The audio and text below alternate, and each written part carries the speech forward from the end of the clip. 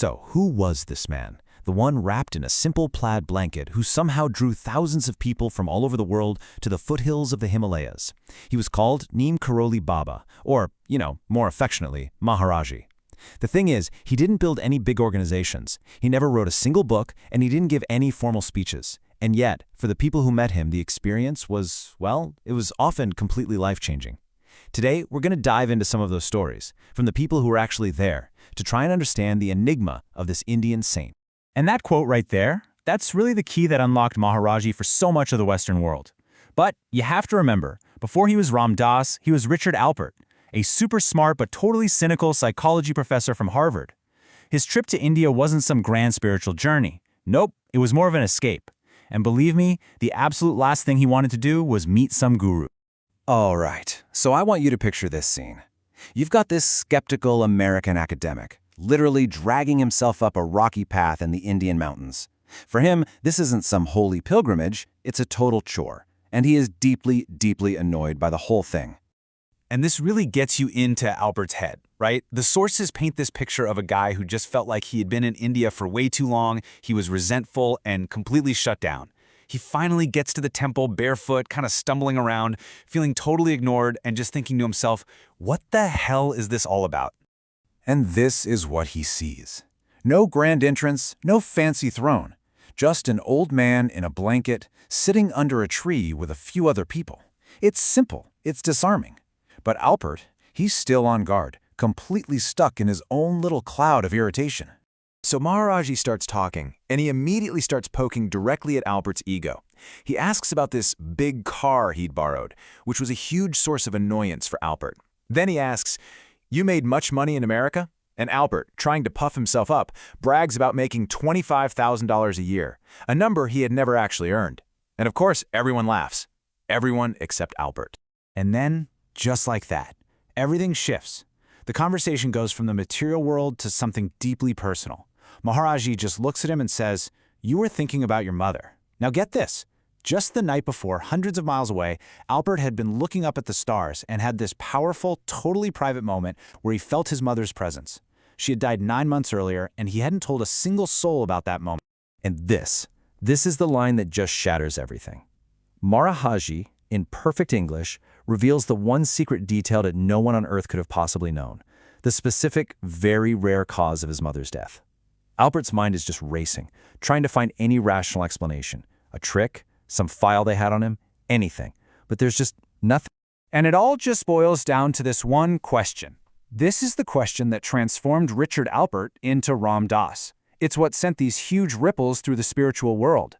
The story suddenly shifts from one man's weird experience to a really profound mystery. What kind of being could possibly know that? That question really opens the door to the central paradox of Maharaji.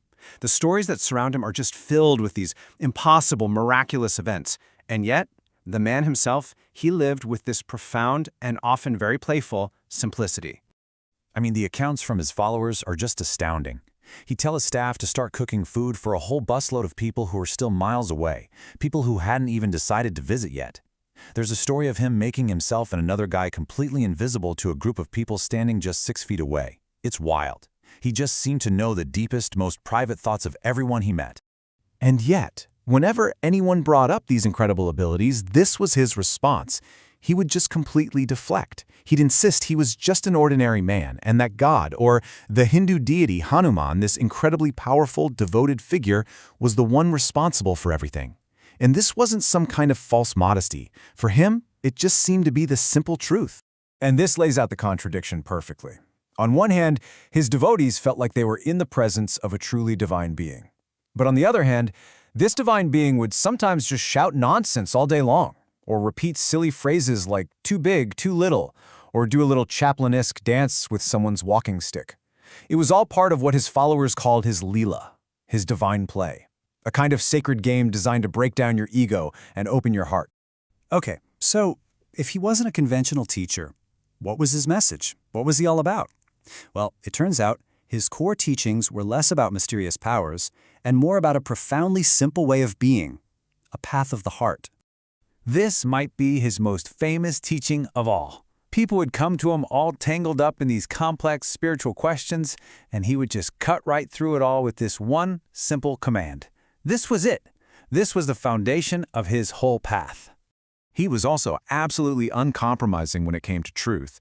He taught that telling the truth was one of the hardest spiritual practices you could do. He'd say, men will hate you for telling the truth. They may even kill you, but you must tell the truth. For him, living in truth was how you allowed God to stand with you. And then there was this phrase, sub-ache. It was his constant refrain, all is one. He used it to just dissolve the distinctions between religions, between people, even between different forms of God. He'd say that Christ and Hanuman were one, that all paths ultimately lead to the exact same place. You know, all of this really points to the central concept of darshan. His most profound teachings, they often weren't even verbal. People would literally travel for days just to sit in his presence. As one devotee put it, he spoke within your heart. The teaching wasn't in the words. It was the direct experience of just being there with him. So in 1973, Maharaji left his body. His followers don't call it his death, they call it his Mahasamadhi, or as one source calls it, the Great Escape. But for his devotees, he never really left. And this just beautifully captures that feeling his devotees describe, doesn't it? The love and the lessons, they didn't just stop with his physical form. His presence, a lot like that iconic plaid blanket he always wore, just continued to envelop the people who loved him. And the stories just keep coming. I mean, years after his passing, a woman opened this little packet of ash she had given her and found a pearl ring inside right at the exact moment an astrologer told her she needed one. Or a total stranger, his car breaks down right by one of the temples, and he's so moved by the place that he donates the money needed to finish its construction. The divine play, it seems, just keeps on going. And that really brings us back to the heart of it all. The main source for this is a book called Miracle of Love. And maybe that's the whole point. Maybe the greatest miracle wasn't the mind reading or the impossible feats. Maybe the true miracle was his ability to just crack open the hearts of everyone he met, from a cynical professor to a simple villager. A miracle of unconditional love that it seems can defy even death itself.